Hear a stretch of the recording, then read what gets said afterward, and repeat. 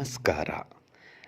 ಇಂದು ನಾನು ನಿಮಗೆ ಶತ್ರುವಿನ ನಾಶ ಅಂದರೆ ಬಲಿಷ್ಠವಾದಂಥ ಮಂತ್ರ.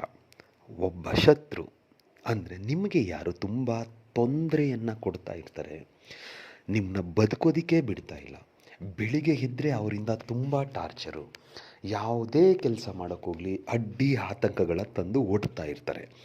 ಅಂತಹವರನ್ನು ನಾಶ ಮಾಡೋದಕ್ಕೆ ಅಂದರೆ ನಿಮ್ಮ ವಿಚಾರಕ್ಕೆ ಬರದೇ ಇರೋ ಥರ ಸಂಪೂರ್ಣವಾಗಿ ನಾಶ ಆಗಿ ಹೋಗಬೇಕು ಅವರು. ಅದನ್ನು ಹೇಗೆ ಮಾಡಬೇಕು, ಯಾವತ್ತು ಮಾಡಬೇಕು, ಅದನ್ನು ನಾನು ನಿಮಗೆ ಪರಿಪೂರ್ಣವಾಗಿ ಅಂದರೆ ಸಂಪೂರ್ಣವಾಗಿ ತಿಳಿಸ್ಕೊಡ್ತೀನಿ. ಅದಕ್ಕೂ ಮುಂಚೆ ನೀವು ನಮ್ಮ ಚಾನಲ್ನ ಸಬ್ಸ್ಕ್ರೈಬ್ ಮಾಡಿಲ್ಲ ಅಂದರೆ ಸಬ್ಸ್ಕ್ರೈಬ್ ಮಾಡಿ, ಲೈಕ್ ಮಾಡಿ, ಶೇರ್ ಮಾಡಿ, ಹಾಗೆ ಬೆಲ್ ಐಕಾನ್ ಬಟನ್ ಪ್ರೆಸ್ ಮಾಡೋದನ್ನ ಮರಿಬೇಡಿ. ಏಕೆ ಅಂದರೆ ಮುಂದೆ ಏನು ವೀಡಿಯೋಸ್ ಬಿಡ್ತೀವೋ ಅದೆಲ್ಲರಿಗಿಂತ ಮುಂಚೆ ನಿಮಗೆ ಬಂದು ಸೇರುತ್ತೆ. ಮೊದಲಿಗೆ ಈ ಕ್ರಿಯೆಯನ್ನು ಮಾಡೋದಕ್ಕೆ ನಿಮಗೆ ಅರಳಿ ಮರದ ಎಲೆ ಬೇಕಾಗುತ್ತೆ.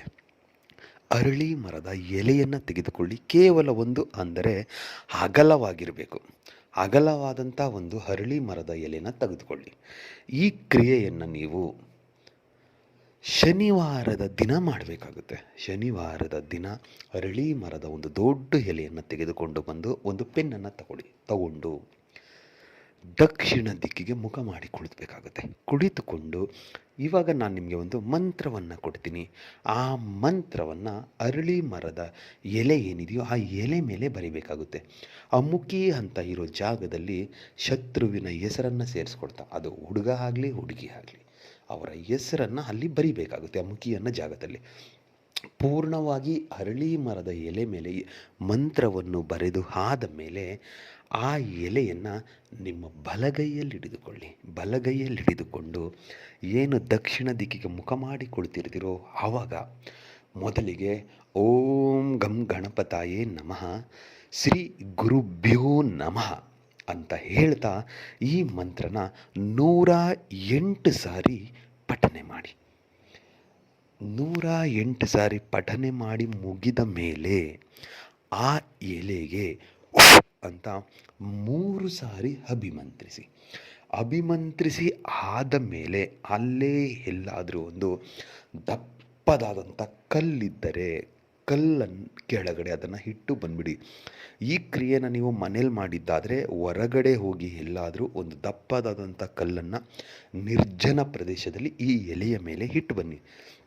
ಇಲ್ಲವೇ ಅಲ್ಲೇ ಎಲೆಯನ್ನು ಕಿತ್ತು ಅಲ್ಲೇ ಮಾಡ್ತೀನಿ ಅನ್ನೋದಾದರೆ ಅಲ್ಲಿ ಮಾಡಿದ ನಂತರ ಆ ಕ್ಷಣ ಮುಗಿದ ತಕ್ಷಣ ಅಲ್ಲೇ ಅದನ್ನು ಇಟ್ಟು ಹಿಂದೆ ತಿರುಗಿ ನೋಡಬೇಡಿ, ಬಂದುಬಿಡಿ ಸಾಕು.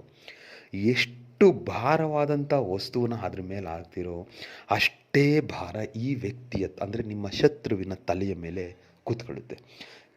ಕಾಲಕ್ರಮೇಣ ದಿನ ಸಂಪೂರ್ಣವಾಗಿ ನಾಶ ಆಗಿಬಿಡ್ತಾರೆ. ನಿಮ್ಮ ಸಹವಾಸಕ್ಕೆ ಅವರು ಬರೋದಿಲ್ಲ.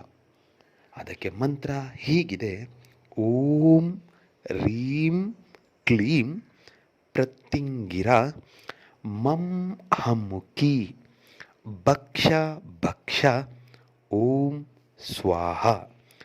ಮಂತ್ರ ಇನ್ನೊಮ್ಮೆ ಹೇಳ್ತೀನಿ ನೋಡಿ. ಓಂ ರೀಂ ಕ್ಲೀಂ ಪ್ರತ್ಯಂಗಿರ ಮಂ ಹಮ್ಮುಕಿ ಭಕ್ಷ ಭಕ್ಷ ಓಂ ಸ್ವಾಹ. ಅಮುಕಿ ಅನ್ನೋ ಜಾಗದಲ್ಲಿ ಅವರ ಹೆಸರನ್ನು ಸೇರಿಸ್ಕೊಳ್ತಾ ಈ ಕ್ರಿಯೆನ ಮಾಡಿ. ಖಂಡಿತ ನಿಮಗೆ ಶತ್ರು ಅನ್ನೋ ವ್ಯಕ್ತಿ ಹೆಸರೇ ಇರೋದಿಲ್ಲ ನಿಮಗೆ.